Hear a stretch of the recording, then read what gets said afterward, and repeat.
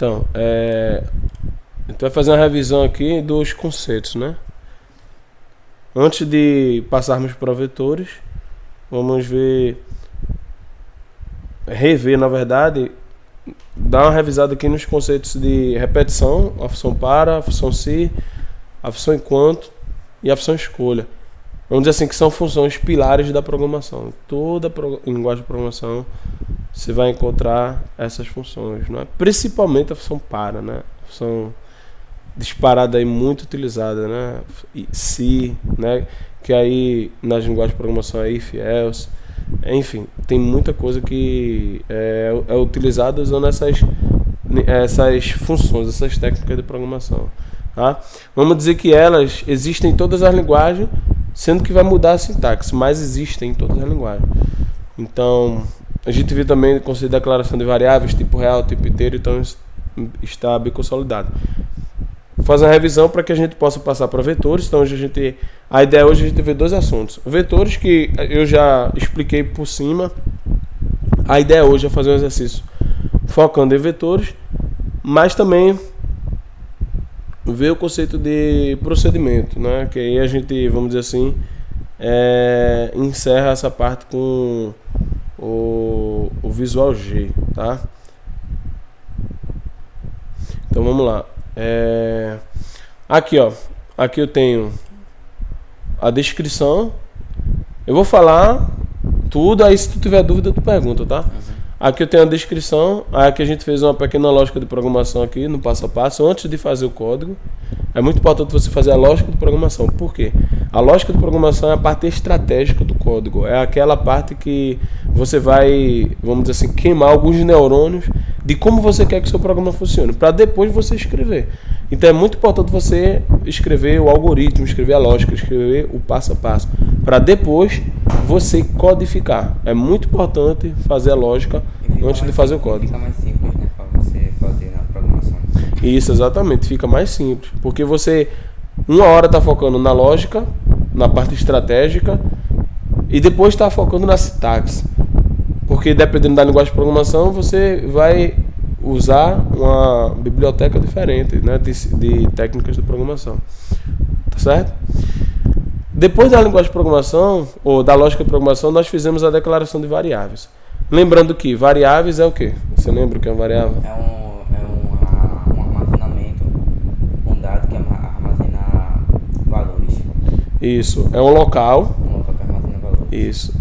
Ou tecnicamente um espaço de memória onde eu armazeno dados, certo? Tá correto aí, só o ajuste inicial aí é um local, né? Por quê? Porque o local eu consigo guardar alguma coisa, então é um local. E existem vários tipos que nós vimos aqui. Quais são os principais? Real, inteiro, caractere e lógico. E tem o lógico que é o booleano, tá certo. Então esses tipos são os tipos que nós chamamos de tipos primitivos.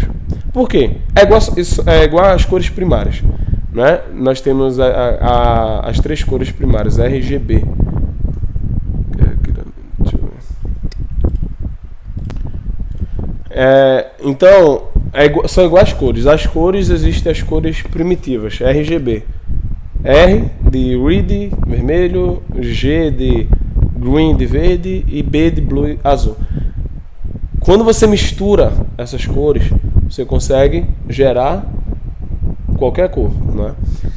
Basicamente, os tipos primitivos eles se assemelham aqui. Por quê? Porque você consegue misturá-los e gerar um outro tipo de estrutura de dados. Por exemplo, se eu disser assim, o seu nome é do tipo quê? Caractere. Mas sua identidade é de qual tipo? A identidade? Caractere, inteiro. É a mistura, né? Então, aí essa mistura nós chamamos de registro. Quando você dentro do registro tem vários tipos, né? Então, quando você consegue misturar, você consegue gerar outro tipo de estrutura de dados, né? Isso eu explico no meu canal na playlist de lógica de programação, tá lá. Mas enfim, nesse caso aqui, a gente precisa usar do tipo real, né? Que tem valores decimais, e do tipo inteiro quando não tem valores decimais, tá bom? Aqui nós utilizamos essa variável continuar justamente setando 1. Por quê? Porque enquanto ela for 1, o programa ele vai continuar rodando. E ao final de toda a interação aqui, eu sempre vou perguntar, deseja continuar? E aí, ó, digite 1 para sim e digite outro número para não. Então, qualquer número diferente, ou seja, enquanto o número for 1, ele continua. Enquanto a variável continuar, armazenar o dado 1, ele vai executar o seu programa. Caso não, ele não vai repetir mais. Exatamente. Se aquela condição, se essa condição aqui, ó, continuar 1, ela for falsa, ou seja, se a variável continuar não for igual a 1, o seu programa ele sai dessa estrutura de execução, tá certo? Então aí é como se fosse tipo verdadeiro ou falso. Exato. A gente fez exatamente um verdadeiro ou falso. A gente poderia ter usado uma variável booleana aqui, tá? Aqui eu nem sei se no Visual G ele permite, deixa eu testar aqui, variável booleana. Deixa eu ver. Eu nem sei se permite. Booleana. Opa. Acho que é isso, né? Enfim. Mas você pode... o conceito é verdadeiro, é falso. Eu usei aqui, é 1 ou é qualquer outro número. Mas o importante é que o seu programa funcione, tá bom? Agora, você falou um ponto importante.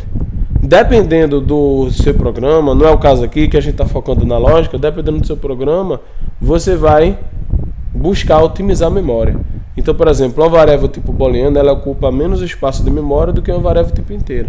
Então, se você vai retornar apenas verdadeiro ou falso, é melhor você declarar uma variável booleana, porque o seu código vai ficar mais leve.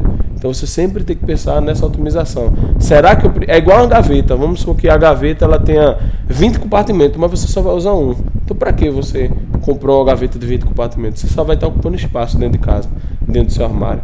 Então é melhor você comprar uma gaveta de um compartimento bem pequeno para guardar uma coisa só. Mais ou menos isso, certo? Então tudo tem custo, né? Mas aqui o objetivo da gente aqui é justamente na lógica de programação. Alguma dúvida até aqui? Ó, avançando aqui, a estrutura enquanto eu acabei de explicar, tem a função escreva, que tem a função de fazer o quê? Lembra a função escreva? O que é que ela faz? Ela mostra na tela. Isso, exatamente. Então ela mostra dados na tela. Isso quer dizer, ela é um comando de saída e exibição de dados ao usuário, tá? Então, em outras linguagens de programação, você também tem esses comandos, né? Aí é chamado console. Você tem um console, né? E aí no console você pode mostrar e exibir dados, tá? A função leia. Qual é o objetivo da função leia? Escolher uma das 4 opções para armazenar. Tipo, se digitou 1, então vai fazer isso. Se digitou 2, então vai fazer isso. Isso, exatamente. Mas nessa opção ele vai armazenar o dado que você digitou. Exatamente. Isso. O leia, ele armazena um dado que você digitou. Ele vai armazenar onde nesse caso aí? Na variável. Qual variável? A opção do produto. Isso, a opção produto. Muito bem. E passando aqui, não é? Então toda vez que eu quiser que o usuário ele digite alguma coisa, ou seja, toda vez que eu precisar requisitar algum dado do usuário, eu vou usar uma função de entrada de dados, né? Eu vou ler algum dado, né, de entrada. E aí aquele dado que ele digitar, eu vou armazenar em alguma variável. Isso. E precisa ser uma variável que suporte, né? O tipo de dado que você está digitando. Por causa de que não adianta, tipo, colocar uma variável inteiro e o usuário digitar um valor decimal. Isso. Nesse caso, vai acontecer com o programa. Vai acontecer o que com o programa? Vai dar um erro. Vai dar um erro. Aí existe outra linguagem de programação que você tem como tratar esse erro, né? Então, você pode dizer assim, digite um valor válido, né? Então, mas nesse caso, essa função leia desse jeito aqui vai dar erro, não tem jeito, né? Aí aqui tem a função escolha. A função escolha, o que é que ela faz? Ela testa o valor de uma variável entre várias condições. Então, por exemplo, ela vai dizer o seguinte, ó, opção produto vale 1. Se for verdadeiro, executa esse bloco de instruções. Não vale 1, vale 2. Se for verdadeiro, executa esse outro bloco de instruções. Vale 3, executa esse bloco de instruções. Vale 4, executa esse outro. Não vale nenhum dos casos acima, ou seja, é algum outro caso, executa esse bloco aqui. E aqui você tem um fim escolha, ou seja, é muito importante lembrar que toda função tem Começo e um fim, né? exatamente, vamos dizer assim, um argumento, né, para você iniciar e um argumento para você terminar. Então, por exemplo, nesse caso aqui, escolha é o início e fim, escolha é o final. Na variável enquanto é início, enquanto faça, né, enquanto condições faça é início, e fim enquanto é o final. Então é muito importante você, isso é extremamente importante. Se você errar isso, o seu código não funciona, vai dar errado.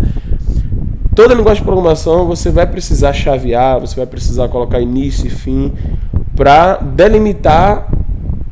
Isso é muito importante. Toda linguagem de programação vai ter para delimitar o bloco de instruções que você está trabalhando. O início e o fim. Tem outra característica muito importante, que é esse símbolo aqui. Esse símbolo é o comando de receber, ou seja, o comando de atribuição. O que é que ele faz? Ele vai pegar uma variável e ele vai pegar o valor da direita e vai armazenar no valor da esquerda. Então, por exemplo, ele vai fazer preço vezes 0,95, ele vai dar um resultado aqui matemático e ele vai armazenar esse resultado aqui dentro, tá? Então, em termo é isso, o comando de atribuição ele vai pegar o que está na direita e jogar na variável da esquerda. Sempre é uma variável, comando de atribuição. Aqui no Visual G é uma setinha na verdade é uma setinha que é um menor que com tracinho. Em outras linguagens de programação é um sinal de igual. Enfim, a maioria das linguagens de programação é um sinal de igual, comando de atribuição, né? Que até fica mais fácil. Eu acho que era até mais fácil ele ter colocado aqui, mas enfim. Acho que ele deixou de uma forma para ser uma setinha, né? Ficar mais lógico. Para lógico, uma setinha. E aí, detalhe, né? A setinha, ela faz sentido. Por quê? Porque ela está dizendo que o que está vindo da direita está indo para a esquerda. Porque o comando de igual, você não sabe, eita, é esse aqui que está ficando igual a esse ou o contrário? Então, aqui ele também pensou nisso. Poxa, a setinha, por quê? Porque o comando que vai modificar eu vou pegar esse dado e jogar aqui. Então, o sentido é assim. Nas outras linguagens é um sinal de igual, mas o sentido é o mesmo. Você vai pegar o que está na direita e vai jogar para o valor que está na esquerda. Esse é um comando de atribuição. Então aí ele vai pegar o valor da variável que digitar ou armazenar nela. Aqui, esse valor da direita. E multiplicar, né, pelo valor ali, né? Ele vai pegar o valor da variável preço, ou seja, que já existe na variável preço. Vai multiplicar por 1.10 e vai jogar aqui dentro. Esse é o valor futuro. E esse é o valor anterior. Quer dizer, esse é o valor futuro e esse é o valor atual. Ou seja, eu vou modificar minha variável aqui nesse caso, tá? Eu posso também realizar operações matemáticas, como mais, né? E basicamente é isso. Não tem... E detalhe, quando você faz exibição de dados, você pode misturar texto com variável. O que é que você tem que fazer? Você colocar entre vírgulas. Então, quando você coloca entre vírgulas, veja que o que vai mostrar na tela fica em vermelho, o que vai de fato resgatar um valor da memória, nesse caso da variável preço, vai ficar preto e tem que estar entre vírgulas. Pronto, vamos aqui rodar o programa só pra gente ver funcionar aqui, ó. Notebook, ó, pagamento, vamos dizer aqui, dinheiro, você recebeu, deseja continuar? Sim. Colocar outro produto, mouse, pagamento pelo cartão de crédito, deseja continuar? Não. O valor total da compra 1.836. Tem outro fator que eu não expliquei, né? Que é o comando limpa tela. Perceba que toda vez que eu digito, você fica esses valores aqui, ó. Não é? Então eu posso fazer o seguinte: toda vez que eu quero que essa informação desapareça e apareça uma nova informação. Então, por exemplo, toda vez que eu antes de digitar, né, uma informação, ó, ler, ele vai mostrar, e toda vez que eu digitar aqui, ele vai dar um limpa tela. Aí escreve aí, limpa tela. Limpa tela. Junto? Tudo junto. Ó, limpa a tela, tá vendo que ficou azul? Aí beleza. Digitei e limpou a tela. Aí ele vai mostrar isso aqui, ó. Pendrive escolhido, tal, forma de pagamento. Aí depois que eu digitar a forma de pagamento, aí outro limpa a tela. Digita aí, limpa a tela. Pronto, digitei a forma de pagamento. Aí ele vai dizer quanto eu recebi de desconto, né? Vai dizer aqui, tal. Aí deseja continuar. Aí depois que eu dizer que eu desejo continuar, aí você coloca um outro limpa-tela. Sempre depois do ler, ou seja, eu digito e ele vai limpar e vai mostrar a próxima opção. Pronto, vai no reloginho agora. Fica até melhor para o usuário. Isso. Pronto, vá. Não ficou melhor? Uhum. Ó.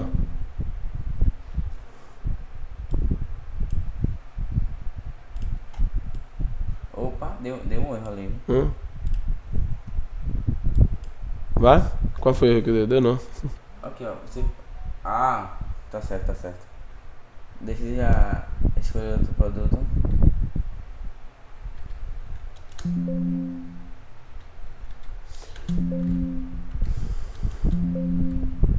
Não. Olha. Não ficou melhor? Uhum. Então é muito importante você sempre também estar pensando na usabilidade. O nosso programa estava funcional, mas a experiência do usuário não estava tão boa. Então é muito importante você sempre pensar nos dois aspectos, né? No back-end, no programa rodando, funcionando, rápido, mas também no front-end, no programa onde fornece uma experiência boa ao usuário, né? Etc.